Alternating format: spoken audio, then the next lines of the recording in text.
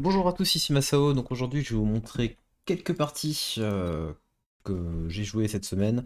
Enfin, deux parties d'hier soir. Let's go. Nous y voici. On va passer assez rapidement sur deux parties que j'ai fait contre ce joueur là, qui est 3, enfin le chiffre qui est là, quoi. Voilà, de mon côté, je vais partir sur le Fire Badger Spec. Il y a plusieurs choses jouables, hein. Quasiment tout était jouable là-haut. Mais je vais prendre le Fire Badger. J'aime pas trop jouer Tarantule en ce moment. Et nous y voici. Donc, ici, notre adversaire, il a des chiens, il a pas l'armure, mais il a le feu dessus, qui a été buffé récemment, ce qui coûte un peu moins cher, et il a également les dents de sabre en starter, et les dents de sabre spécialiste, également, c'est pour ça que tout coûte moins cher, là. Et on peut voir qu'il n'a pas l'armement secondaire, ce qui me donne l'impression qu'il risque pas forcément jouer en aggro, et va me permettre de me placer sans trop mettre de chaff devant. Voilà. On va accélérer un peu. Au premier round, je vais prendre deux Arclight de mon côté. C'est un peu mieux si c'est pas mauvais, surtout si l'adversaire je me dis qu'il est un peu plus en arrière. C'est un peu plus facile à mettre en place. Le petit souci qu'on peut avoir quand on joue. Ouais, 100 x 2. Le petit souci qu'on peut avoir quand. On a un très bon lock là. Bon. Le petit souci qu'on peut avoir quand on joue.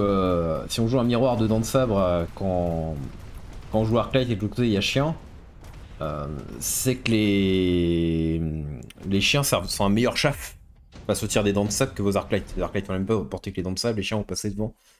Voilà, donc l'autre problème c'est que potentiellement les chiens peuvent peut-être mourir trop tôt, ça peut être un problème, mais au début ça peut être un peu ceci là. Donc le premier round on gagne vraiment parce qu'on a réussi à avoir un double lock sur un lock sur ce nom de ça et pas lui, donc ça change beaucoup de choses. Sur le round 2 il y avait plusieurs drops de cartes, mais de cartes on peut avoir Phoenix, Sniper 3, on aurait pu prendre on peut prendre deux packs de crocs qui donnent pas mal de chaff en plus. Le petit souci de ça c'est que si je me dis que je joue bien feu, racheter du chaff c'est pas forcément si bien que ça. Je me suis amusé à faire un pool de chez lui. Le souci, c'est que mon dent de sable, cette fois-ci, s'est fait lock par le sien, et donc je vais perdre le round. Voilà, on va assez vite sur les premiers rounds, parce que pourquoi je vais vous montrer cette game, c'est vraiment, ça n'a rien à voir avec des dents de sabre et tout, hein, il n'y en a même plus à la fin du combat, des deux côtés. Donc, on a des spells qui arrivent là, je vais prendre le Rhino de mon côté, je vais pouvoir stomp ce dent de sabre, qui n'a pas pu XP pas pu level up pour 1 d'XP d'ailleurs. Donc je vais pouvoir massacrer ce don de sable, et à partir du moment que j'écrase ce don de sable, bah il n'y a plus rien qui tue les Fire Badgers sur le flanc, hein, donc ils deviennent assez forts. Lui il prend la smoke, pas trop mal c'est sûr. Et vous noterez surtout une chose importante dans ce round, on va pouvoir passer en quick deploy maintenant. Donc on a une de chacun notre spécialiste, j'ai mis un Badger en plus là. Il a gardé de l'argent, de côté, de son côté, il a gardé 300 crédits. Alors qu'il a mis le spell et tout, hein, donc voilà. Et je vais acheter un Phoenix. Je vois qu'il a pas d'entière, je vais acheter deux Phoenix même de ce côté là. Je vois vraiment qu'il a zéro entière et je me dis ça peut me permettre de gagner des rounds. Et c'est ce qui se passe. Et donc on va arriver sur le round 4 qui est à peu près le moment assez important dans cette partie. Supply Spec peut s'envisager, mais on commence à gagner de l'argent que round 8 avec. Donc c'est pas si fort que ça. Ça peut être peut-être le moins bon des 3 items de production qui existent. Assault Raiden c'est très spécial. En vrai, là, on pourrait dire qu'il y a peut-être un angle, hein, parce que de jouer des Raiden, parce que chien contre chien, même contre Dante, ils ont pas trop de niveau, ça peut être bien. Le truc, c'est. Ça demande de partir dessus après. Et je suis pas sûr que du coup le mode d'assaut soit bien. C'est un peu le truc. Je vais skip de mon côté. Voilà. Et là, il va donc partir. C'est pour ça qu'il a gardé de l'argent de côté au round d'avant. Il part sur War Factory. Truc assez classique. Donc. Je vais rajouter un Phoenix de plus. Ce qui m'a étonné un peu, c'est que sur son plan de jeu, normalement, quand j'ai vu ce genre de plan de jeu jouer, je l'ai pas tant vu contre moi encore, mais j'ai eu plusieurs parties de War Factory Master, un joueur chinois qui, pas celui-là du coup, qui joue War Factory Round 4 à toutes les games globalement. Je vois qu'en général ils vont cliquer sur le feu sur les chiens beaucoup plus tôt dans la partie, hein. Ça peut apparaître dès le round 2 ou round 3 quoi. Alors il joue pas forcément toujours avec du feu sur les chiens, mais enfin quand il a du chien il met du feu en général, c'est ça le truc. Donc son entière c'est juste les quelques crocs là, et donc le fait qu'on ait des phoenix qui vont arriver sur le côté là, ça va pas mal aider. La smoke aide un peu aussi en soi. On va un peu plus avancer les crocs. On va donc gagner le round. Et donc l'intérêt pourquoi je voulais vous montrer surtout cette partie-là, c'est plus pour ce qui va arriver maintenant. C'est qu'est-ce qu'on fait face à quelqu'un qui va partir factory, probablement factory production ou ce genre de choses. La réponse à ça, il y a une très bonne unité qui s'appelle l'Abyss. C'est principalement l'Abyss pour ça. On va avoir dans ce choix-ci, alors on aurait pu peut-être se dire Scorpion et essayer de jouer porter Acid Scorp. Ça pourrait peut-être être un angle, mais je suis pas un très grand fan non plus. Mais ça pourrait être peut-être une option. Sandor, ça se fait découper par Factory. Void Eye, c'est trop tard. On va pas les mettre assez bien en place. Ça peut dépendre de votre setup, en vrai, s'il peut voler, ça peut être un peu différent. Alors j'ai mis le truc volant récemment dessus, mais c'est autre chose. On va prendre les guêpes parce que ça accompagne très bien notre Abyss, surtout. Ça nous permet d'avoir du chaff aérien qui va permettre de protéger nos propres Abyss. Et le problème du gameplay Factory, c'est clairement le fait que ça manque d'entière. Vu que bonne nouvelle, ça ne tape pas en l'air. La seule chose qui tape en l'air, c'est la production de Phoenix, techniquement. Là, oui, vous voyez que j'ai annulé mon move, mais c'est juste que je me posais plus la question sur est-ce que je revends ça, ça ou ça. Voilà. C'est plus ça que je me posais comme question. Qu'est-ce que je revends? Et donc j'ai pris les guêpes. Et on a posé un Abyss. Quel tech on va jouer sur l'Abyss? Ça, c'est une bonne question. Le fait est qu'en soit, dans une grande partie des techs que peut avoir l'Abyss sont très bien contre War Factory Production. On peut jouer. On va y aller dans l'ordre. La portée peut être très bien, surtout à partir du moment qu'il y a des points de fusion en face, ce genre de choses. Ou si on est peut-être sur un gameplay où on est plus au loin à la base également. Ça doit aider. Le vertical sweep a un intérêt surtout contre les productions. Quand il y a une production, vous pouvez taper par exemple dans la balle qui va sortir devant. Et le rayon va taper derrière dans l'Abyss, dans la factory. Ça demande d'être un peu plus rapproché en général. Faut que ça marche bien ça. Les missiles peuvent être très bien, mais principalement contre les crocs, Mustang, même des snipers potentiellement qui accompagnent les factories. Pas très bien contre la factory hein, globalement, mais contre tout ce qui est autour. La désintégration, ouais, elle peut être juste très bien pour ralentir les factories, les endommager pour mieux les tuer, ralentir les spawns, pour pouvoir mieux les taper derrière avec les attaques de l'Abyss. C'est plutôt une très bonne tech. Le souci de cette tech, c'est qu'elle est interceptée par les boucliers. Donc quand il y a un bouclier, l'unité sous un bouclier ne prendra rien de la désintégration et le bouclier ne prend même pas de dégâts de la désintégration. Donc c'est le seul problème, il est là. Et le spawn de spectre est intéressant parce que ça vous permet d'échaffe. Mettre encore plus de menaces aériennes, d'échaffe. Si l'adversaire commence à faire point de fusion, techniquement ça répond en soi au spectre et à l'Abyss. Mais là, vous préférez que le spectre meure à la place de l'Abyss quand même. En train de dire que ça soit vraiment votre chaff, c'est une chose. Et également l'intérêt du spectre peut se retrouver également face à un des trucs qui peut gêner l'Abyss, les guêpes. Même en soi, même, des fois, vous avez envie que votre Abyss il tape au sol en fait, qu'il fasse des attaques au sol. Quand il tape en l'air, il tape que sur les unités aériennes. Donc il suffit qu'il y ait quelques guêpes qui se baladent et si vous envoyez si votre attaque d'Abyss ça part dans 2 guêpes, c'est pas fou. Voilà. Donc le spectre peut permettre un peu de gérer ça. Ce qui fait aussi qu'il y a pas mal de fois de peut avoir des match-up entre Factory et Abyss qui se retrouvent à être pas mal liés sur du duel de guêpes. Ça peut complètement exister. Et moi je vais partir spectre. J'ai pas encore mis tech dessus. Il est parti sur entière hein, sur ces guêpes. Vous allez voir que là ça va marcher. Mais globalement, on va quand même réussir à tuer assez facilement une partie des guêpes. Parce que des guêpes niveau 1, c'est joli. Ça me gêne un peu. Mais j'ai trop. Et ça fait juste pas assez de dégâts aussi. Pour l'instant.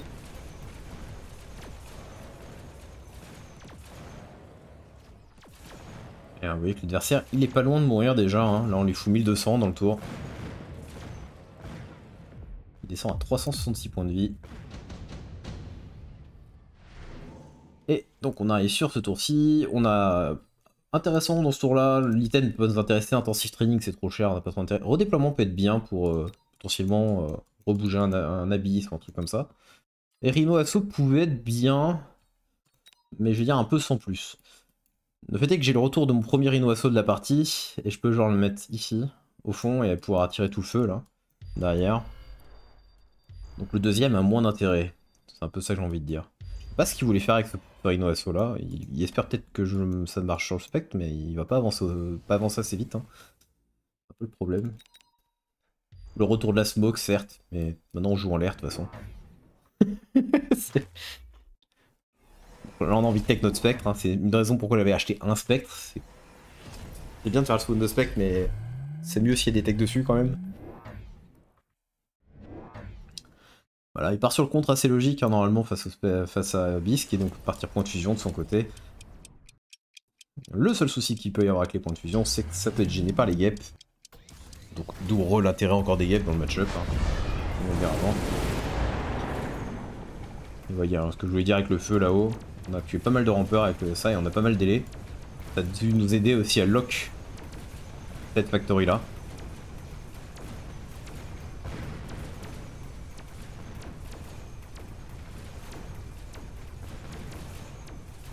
Et voilà, on a lock l'autre factory. Hop, toutes les factories sont mortes. Il nous suffit d'une seule abysse qui survit et on gagne la game. On a un peu plus que ça. Et donc voilà, une des manières de contrer cette composition. Le factory le mass factory.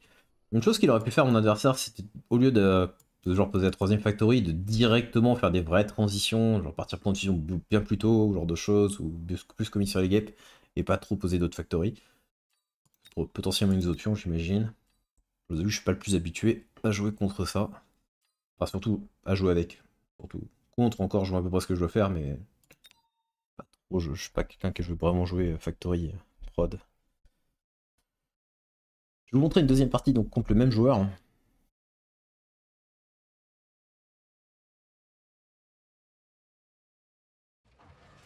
Voilà, et dans celle-ci, je vais encore reprendre Fire Badger Spec. Donc la partie arrive juste après l'autre, hein, donc je me suis dit, je vais pas prendre Elite Spec. Parce que si l'adversaire, c'est un spammer doit factory en vrai. Elite spécialiste, c'est peut-être le spécialiste où c'est le plus. On va dire que c'est pas pratique pour gérer ce push.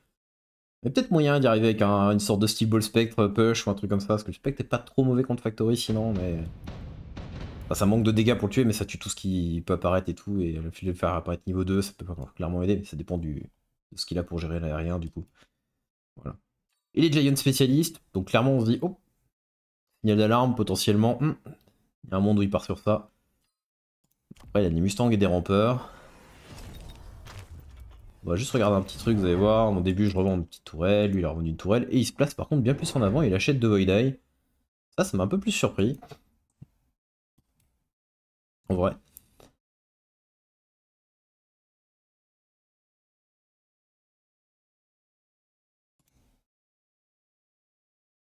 Alors les Void Eye sont bien en soi contre les stages, mais ils sont assez exposés ici.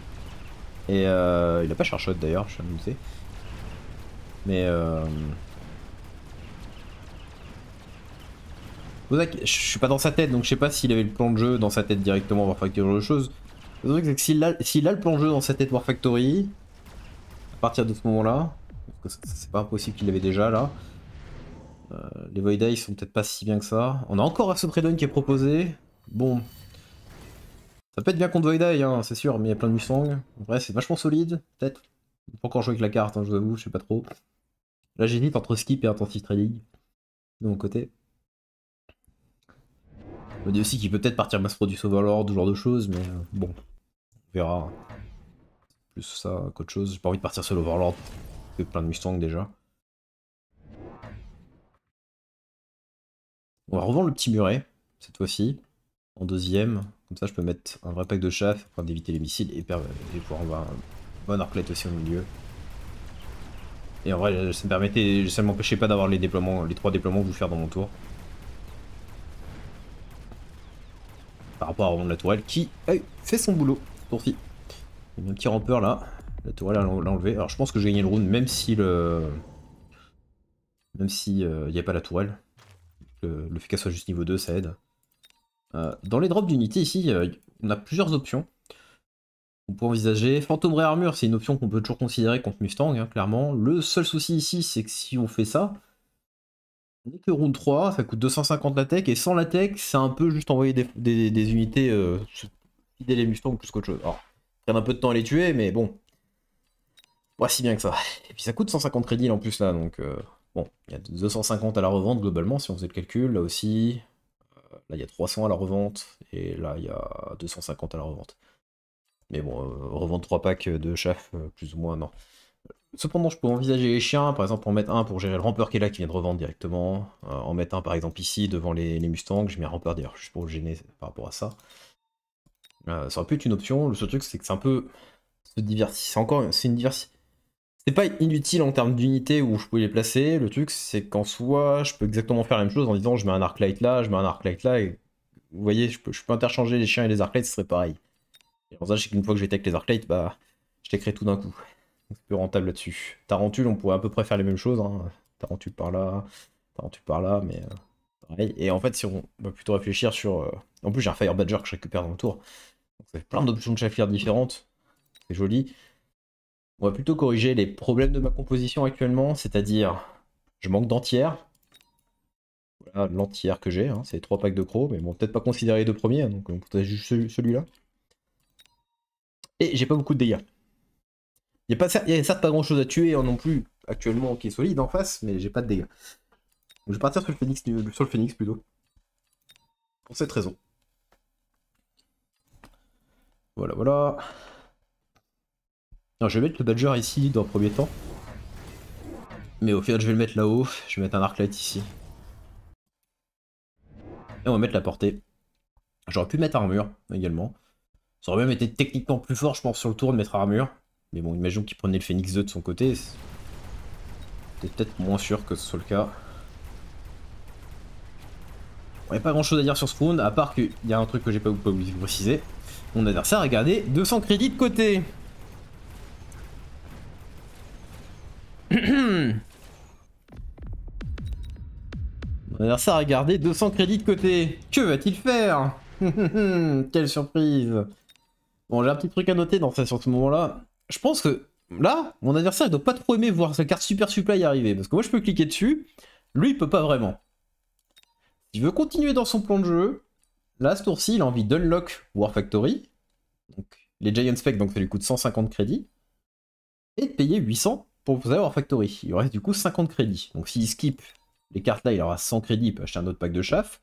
Ou s'il prend par exemple le Laser Sight, il pourrait tout à fait revendre une unité à 100 pour acheter un autre truc à 100 peut-être. Bon, c'est pas exceptionnel, mais il pourrait faire techniquement ce genre de choses. Voilà. Mais après, il pourrait revendre clairement les Void Eye parce que je pense qu'ils n'ont plus trop de valeur. C'est pas comme s'il pouvait leur redonner de la valeur, par exemple, avec EMP Armor ou un truc comme ça, il n'a pas la tech. Et puis, ce serait pas. Et même si EMP Armor, ça serait pas pour dans très longtemps, hein, pour un très long moment. Voilà. Un peu trop cher pour 3 packs là, sachant qu'il n'y a quasiment pas de tech chez moi. Donc, je vais prendre Super Supply de mon côté. Je peux hésiter un peu avec le laser, mais je vais prendre Super Supply. Il part sur sa War Factory, comme on l'a dit. Voilà, voilà. J'ai mon argent qui va arriver. Je commence à gagner de l'argent avec cette carte à partir du round 7. J'aurai 150 crédits plus au round 7. En attendant, j'ai moins. Là, je pars sur Armure Arclight. Ça coûte 300 crédits. C'est une très bonne tech contre Mustang. Bon, par contre, ça fait pas grand chose contre War Factory. Hein. Il tape à 7500. J'ai 7002. 14004. Donc je mourrai déjà, je pense, en 2 attaques et je meurs toujours en une attaque. Ça ne change strictement rien dans contre ça. Attention, disparu. Voilà, donc là on doit dire bonne chance à mon petit Phoenix pour aller tuer la Factory, mais contrairement à la partie d'avant, c'est pas quelques crocs qui sont là pour essayer de taper, et puis j'ai plus de Phoenix en plus. Des Mustangs. C'est un peu plus violent comme unité pour aller taper du Phoenix. En vrai ça se joue pas tant que ça, mais bon. On n'était pas si loin. Et voilà.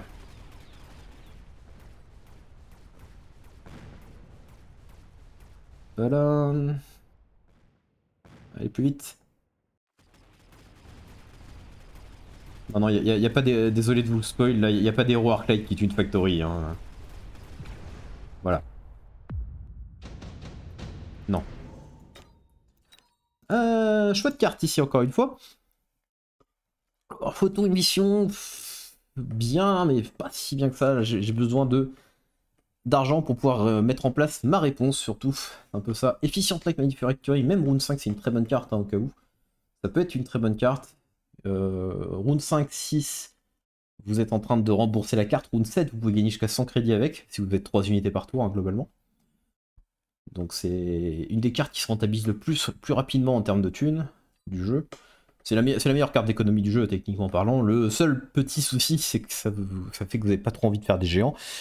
Et le petit souci, c'est que bah, pour contrer War Factory ici, on va partir sur une option qu'on a fait dans la partie d'avant.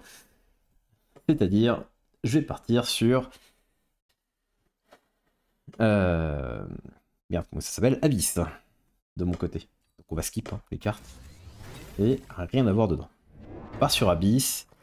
Et là, j'ai un petit truc par rapport au placement. Je me dis, ah, je peux la mettre ici, mais en vrai, j'aimerais bien la mettre plus en face, le plus en face possible de cette factory. Et donc, l'idéal, ça serait que je la mette là. Le problème, c'est qu'il y a un phoenix. Mais l'idéal, ça serait que je la mette là. Donc, j'ai mon outil de revente. En vrai, je serais pas contre de garder limite mon phoenix, parce que s'il met un spawn ou un truc comme ça pourrait un peu les gérer. Bon, les dégâts que ça ajoute contre la factory, c'est pas très important du phoenix, hein. Une fois que la bise tape dessus, ça fait immensément plus de dégâts. Mais on aurait pu argumenter sur le fait de peut-être revendre un sledge ou revendre d'autres trucs, ça pouvait se faire aussi. Revendre le phoenix c'était bien aussi ici, hein. Et surtout, bah, pour le placement c'était encore plus important, je pense. Voilà. Et voilà, il nous reste 350 crédits dans le tour. Des Darklight si on veut, on peut mettre du chaff. On va faire. On va mettre plus de chaff. Et je le mets là-haut celui-là? Ah oui, je le mets là-haut. J'aurais peut-être pas dû le mettre là-haut. J'aurais peut-être dû abandonner cette idée de flanc comme ça et mettre le rampeur plutôt derrière les stages là ou derrière là pour un peu plus gêner mon adversaire.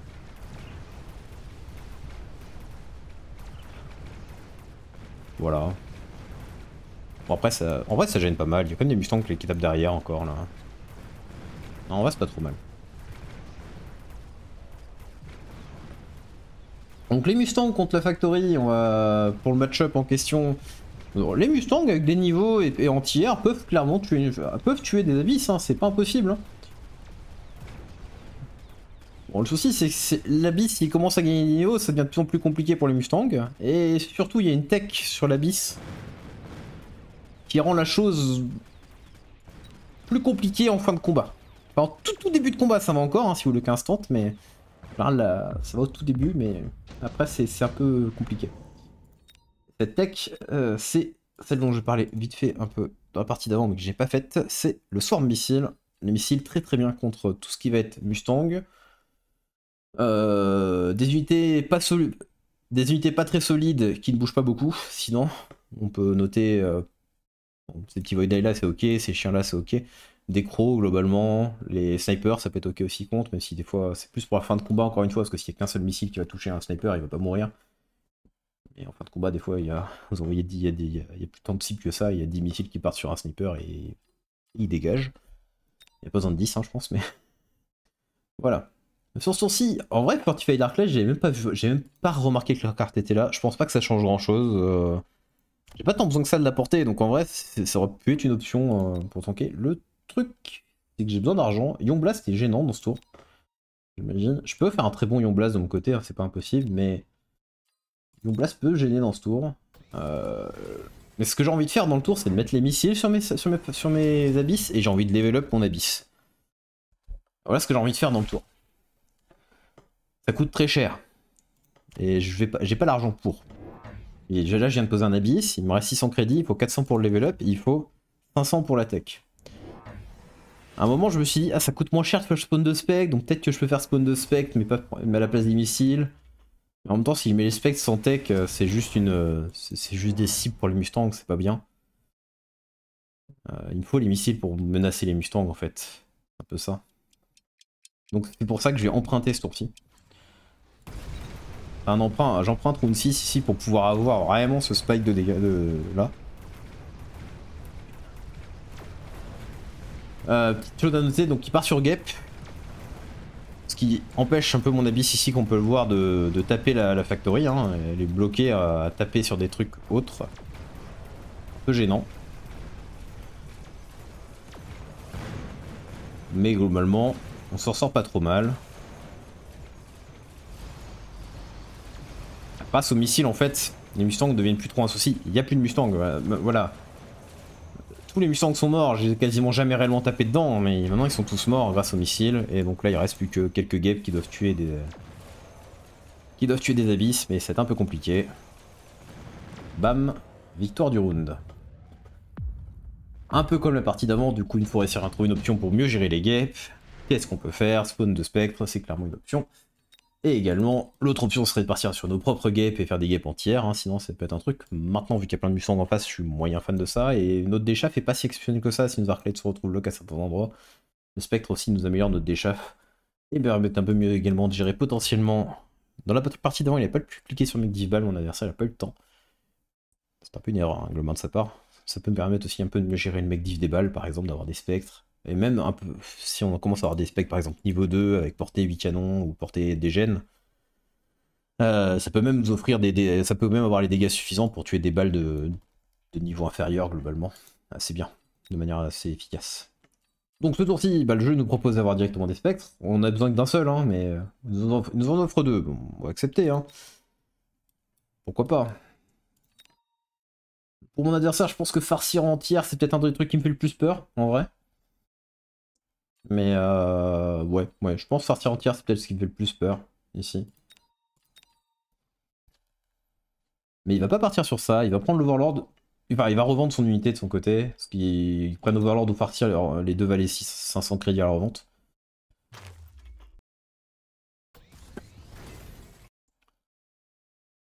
Parce que lui, il est Giant Spec, donc il part sur point de fusion, comme dans la partie d'avant, un peu. Bah si, par contre, il a un anti-yep avec les Mustangs, hein. Ce truc, c'est que moi j'ai un anti-Mustang avec mes abysses. Je vais dire ça comme ça, je vais pouvoir mettre le spawn de spectre, mettre portée sur les spectres, en mettre un de ce côté ici, je me dis que ça pourrait aller foutre la pression sur la tour, et pourquoi pas. Il y a un monde où je les revends, les spectres c'est pas impossible, mais je vais plutôt revendre le sledge, parce que avec toutes les techs que j'ai mis, en fait j'ai pas encore fait de déploiement. Donc je vais revendre le sledge pour pouvoir acheter 2 packs de chaff, sinon je fais 0 déploiement dans le tour, et en vrai le sledge a moins d'importance que 2 packs de rampeur, ici. Le sledge c'est à peu près un non-facteur pour les War Factory quand on tape dessus, hein.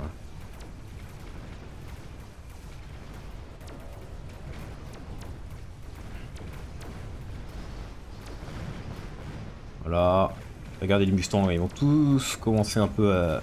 Pas tous morts, hein, mais on en tue une bonne partie avec les missiles. Et là on va bientôt avoir la 3ème volée qui va apparaître. On n'a pas besoin de toute façon. Ouf! Disparu. Mais il survit!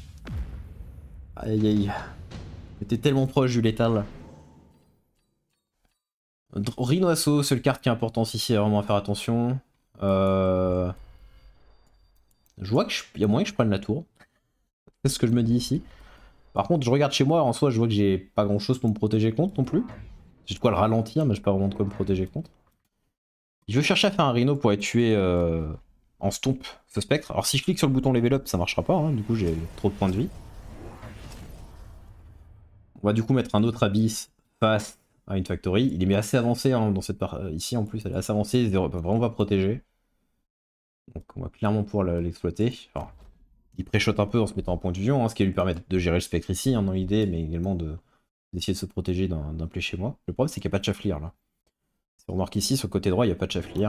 C'est pour ça que je mets un rampeur, hein. Je vois bien qu'en soi, son clear il va être un peu insuffisant. Je vais mettre 2 missiles ici, au cas où il y a drop Rhino, ça va le ralentir. Il y a moyen que mon abyss se retourne, ce qui... C'est pas pratique, mais... C'est pas forcément pratique, mais bon, ça gérerait le problème. Et on met 8 canons sur nos spectres, cette fois-ci. 8 canons, l'idée c'est meilleur clear, meilleure gestion des spawns potentiellement. Principalement ça, hein. On commence à avoir pas mal de spectres, hein, ça paraît... Ça y paraît pas quand on regarde ça comme ça, là, mais en soi, j'ai 2 spectres 2.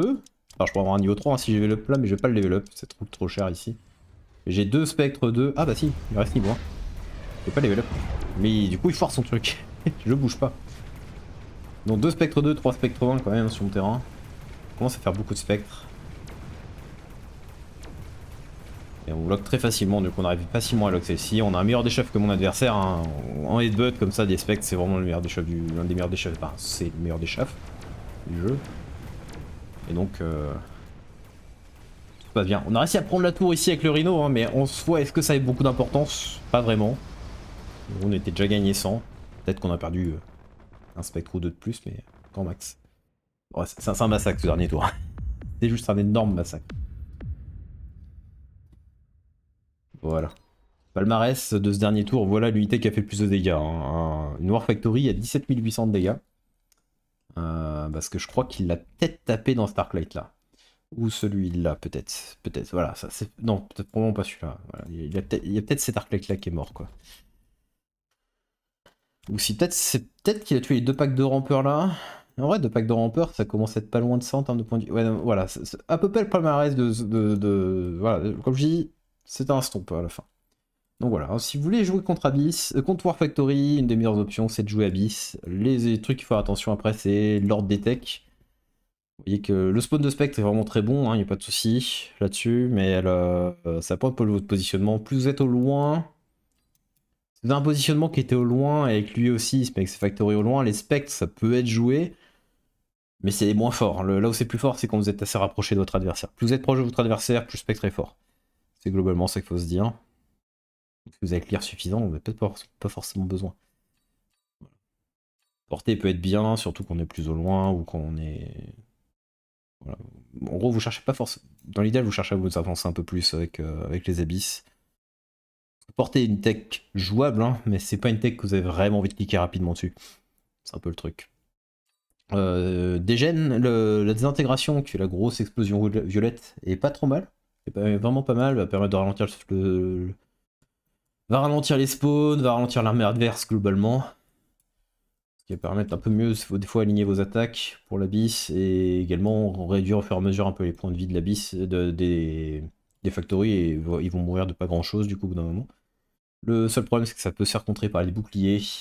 Donc, est-ce que vous arrivez à bien tomber les boucliers ou c'est une question de distance à certains endroits? C'est un peu différent. Voilà. Donc, c'est. Voilà comment on peut contrer cette composition en général. Dans les mauvaises unités pour contrer, juste pour en parler là, dans les mauvaises unités pour contrer War Factory Prod, cette unité, point de fusion, c'est pas bien contre War Factory Production. Voilà, au cas où, c'est tout. On peut y arriver avec des trucs comme Raiden, c'est pas impossible avec Raiden. Ça manque de dégâts, mais c'est bien pour tuer les spawns, et ça peut facilement des fois lock la... Ça peut... Grâce au fait que ça lock plusieurs unités, ça peut des fois lock la factory, et si vous avez MP, vous pouvez du coup disable la factory comme ça, par exemple. Le problème, c'est que ça manque de dégâts. Soit vous arrivez à avoir des Raiden qui scale de fou, et c'est bien, mais sinon, c'est un peu le gros problème. Scorpion, très bien avec acide. Il y a quoi d'autre? Des Stormcaller, des fois ça peut le faire, mais attention, hein, anti-missiles, les Storm ne font plus rien. Dans des push, Steel Ball Spectre, en vrai, ça peut assez bien fonctionner contre une défense Factory Prod, ça peut y arriver. Le truc, c'est que vraiment que vos specs gagnent des niveaux. Parce que pareil, avec des specs qui ont des levels, vous pouvez clairement du coup gérer ça peut gérer les spawns et tout ça, mais vous pouvez potentiellement manquer de dégâts pour tuer la factory encore une fois. Voilà, les phoenix sont pas si mal que ça, parce que ça manque d'entière pour la même raison. Mais globalement, la meilleure unité, c'est Abyss. Dans plein de situations que je viens de dire, surtout dans les situations où vous êtes en train de push, Abyss est de loin la meilleure réponse. L'Abyss est juste trop bien contre les titans, globalement. C'est tout. Le problème de point de fusion, c'est que ça ne gère pas assez bien ça n'offre rien pour gérer les spawns. C'est le problème. Et à partir du moment que si l'adversaire à un moment va genre cliquer sur portée factory ou un truc comme ça, au final, l'écart de portée il est pas énorme entre les deux unités. Enfin, c'est l'avantage du point de fusion, il tape quand même plus loin, hein, mais s'il arrive à compenser les 15 mètres qui lui manquent, tu es assez vite le point de fusion. Point de fusion, ça peut être ok si vous avez vraiment un très bon clear et qu'il y a une grosse factory à tuer, ça c'est bien, mais quand l'adversaire vous spawn 4-5 grosses factories, vous met 3, 4, 5 factories qui prod des steel balls, qui font des crawlers quand ils meurent, et puis que ça prod des sledges, etc. Bon, là, on n'a pas réussi à arriver à ces points-là dans ces games-là. En même temps, c'est aussi un avantage de partir aussi sur des options comme Abyss. Enfin, c'est avantage-inconvénient si on veut, mais ça force le joueur qui joue Factory à mettre une réponse à vos Abyss. Alors que si vous partiez sur des options, si vous partiez plutôt sur des options comme point de fusion, ou. Alors, point de fusion, déjà, il y a le problème des guêpes, toujours, qui est toujours un problème pour vous. C'est point de fusion, il peut être dérangé par des guêpes. Vous avez toujours ce problème-là. Et l'adversaire, sinon, bah, il peut aussi juste se focus sur. Et dans le cas où vous partez Scorpion, peu importe, quand vous restez avec une réponse qui vient du sol, l'adversaire peut juste continuer à poser plus de factory, plus de factory, plus de factory. Et donc imaginez que ces deux points de fusion là, ils n'existent pas là. Et qu'en soi, c'est une quatrième, voire potentiellement même une cinquième factory s'il fait une autre vente à un autre endroit. 4 factory et la prod sledge en plus, par exemple, ou une prod en plus, ça peut être ça. C'est un peu l'avantage quand on part du coup, sur une option comme Abyss, c'est que l'adversaire, ça lui force avec une réponse contre Abyss. Et donc ça évite aussi qu'il continue de développer trop dans les factories. C'est un peu l'avantage. Voilà, voilà. Voilà. Donc ça sera juste ça pour aujourd'hui. Je vous reposterai d'autres choses dans la semaine. Cette fois-ci, les World of LoL, il reste plus que la finale qui est le week-end prochain, donc en soi, il y a un peu plus de temps. Juste un petit truc. Donc là, on a vu deux parties contre quelqu'un qui joue Far Factory. Si à un moment vous trouvez ce pseudo là, qui joue là, cette personne là, avec son petit personnage avec un habit en bleu là, et ses 3 caractères chinois là, ce joueur là joue War Factory à toutes les games. Hein. Du coup, il fait War Factory Round 4 à toutes les games. Au cas où. Et si je me trompe pas, c'est lui. Voilà, donc comme quoi la strat fonctionne. Peut clairement fonctionner. Il est très. Par contre, lui, il connaît bien les patterns. Il connaît peut-être un peu mieux que l'adversaire que j'ai affronté les situations où la personne part à bise directement, parce que c'est souvent le meilleur contre. Même contre ce joueur-là, hein, c'est probablement le meilleur contre. Mais il arrive mieux à négocier la chose et souvent il investit moins dans les factories. Dans ce cas-là, il va pas en poser une deuxième, une troisième, comme on a vu notre adversaire on a vu sur la deuxième partie par exemple où il pose une troisième factory alors que je suis déjà dans la bis, par exemple. Donc, il répond moins bien à ça, quoi. Enfin, lui, il répond mieux, j'imagine. Voilà. Donc c'est ce joueur-là. Et donc sur ce, je vous souhaite une bonne journée. À bientôt. Au revoir.